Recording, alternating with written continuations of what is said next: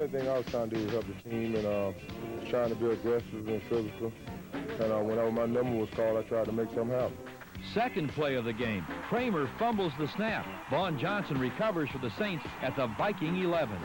I think it was a fumble by the quarterback. I think he was trying to throw a sweep, and got fused up in there, and I was able to come up with the ball. Fourth play of the game, Hebert to Martin, and the Saints led 7-0 a minute and a half after the Saints' opening kickoff.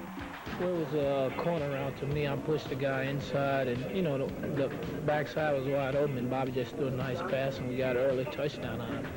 But watch this play. The Saints defense forces Minnesota to punt, but the first of several Saints errors gives the Vikings possession.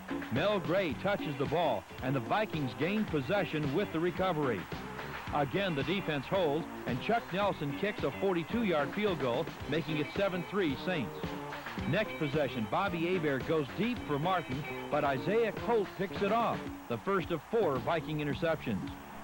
The Saints special teams provided excitement all year, but on this playoff day, it was Anthony Carter igniting the Vikings with the longest punt return in playoff history, 84 yards, breaking a record set in 1941. It was that kind of a day for New Orleans. Look at this one. Johnny Poe appears to have an interception, but it's ruled incomplete. Instead of stopping the drive with a turnover, the Vikings get a touchdown from Steve Jordan as he takes in Wade Wilson's toss, 17-7 Minnesota. The Vikings continued their second quarter assault with Allen Rice tossing to Carter in the middle of the end zone, and Minnesota led 24-7. Hebert got what little offense the Saints had with this 25-yard pass to Hobie Brenner. Morton Anderson kicked a 40-yard field goal when the drive stalled, 24-10 Vikings. The Saints defense forced a punt, and Hebert went back to the air, but was intercepted by free safety John Harris. The Saints had 12 men on the field when the half ended, and Minnesota was given one more down. Wade Wilson throws a prayer into the end zone, and it's answered with Hassan Jones's catch. 31-10 at the half. I don't think it was a devastating thing. I thought we still, when we were here in the locker room at halftime, we still thought we could come out and have a chance to win the game. This was a bad day for bad things to happen. In the third quarter, Dave Wilson replaces injured Bobby Hebert and hits John Tice with his first pass, but he completed only 2 of 12. All they did mainly was play a lot of zone and rush those 4 guys up front. That's basically what they did. This Wilson pass was intended for Brenner, who tips it into the hands of Reggie Rutland, another turnover. Nelson kicked the Vikings into a 24-point lead, 34-10. Another Nelson field goal, this one in the fourth quarter, and it's 37-10 Vikings. The Saints got a break when Carter fumbled this punt return. Van Jakes recovered at midfield. But 2 plays later, Wilson is sacked by Keith Millard and loses the fumble to Chris Dolman. The Vikings used 3 quarterbacks in the game. Here, Rich Gannon scrambles for 7 yards and a first down. That set up Dozier's 8-yard touchdown to end the scoring, 44-10 Minnesota. The Saints tried to put something on the board in the second half, but were shut out. Wilson intercepted near the end of the game as the Saints finished the year with a loss to Minnesota, like last year, except this time in the playoffs. Dave Waymer, who had avoided the TV interviews during most of the season, talked openly about the feeling now and the future ahead. Well, just listen.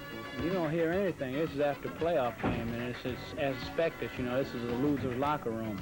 But I still think after a while, when we kind of go back and reflect, that we had some good things that happened this year. And I think after, we let this wear off a little bit, everybody will get back into they say, well, we got some things to look forward to. And we certainly do. Jim Mora joins us on the set now. 12-4 for the record. That's a great year, certainly in a playoff berth, first time in history, but it does end on a sour note, and I guess that's why people are disappointed the day after a ball game like that. Well, that's the most recent thing in your mind, Larry, and it was kind of a devastating loss. It wasn't close. They got after us pretty good. And but as Jim Finks told me earlier today, he says, well, you've got to look at the big picture after a game like this, and that's what we're all trying to do. And the big picture was a very successful picture and a very optimistic picture, and I think something that looks good for the future as far as the Saints were concerned. Last week, Manning and Danny Abramowicz have been the first two former Saints named to the Saints Hall of Fame, to be officially opened in July this year in Kenner. The brainchild of Mayor Aaron Broussard several years ago, the Hall gained greater notoriety when the Saints finally qualified for the playoffs. That's a special honor to be inducted into the Saints Hall of Fame, and more meaningful to me because to go in with Danny. Danny was such a great friend. He kind of took me under his wing when I first came here, and still one of the toughest guys and had more heart than anybody I ever played football with, and in every sense of the word, a real winner. I don't think it's sunk in yet. I look back coming from Xavier University, and my odds here of making it even on the team were slim and none. And now being inducted with Archie Manning into the Hall of Fame, it's a real tribute, and it makes you feel good inside. It makes you feel that people appreciated your play.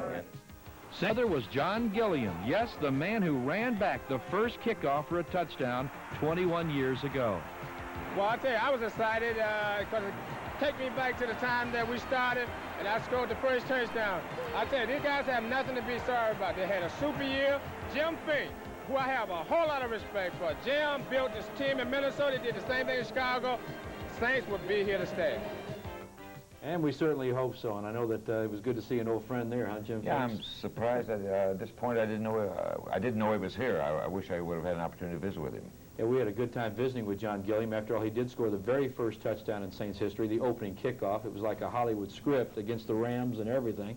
And here he was for the playoff game. And he had kind of mixed allegiance for this game. So what he did was he stood on the Saints side the first half and the Vikings the second half. Maybe we should have had him reverse it because that second half wasn't too good. Kept him on our side the whole game. That's right. Look.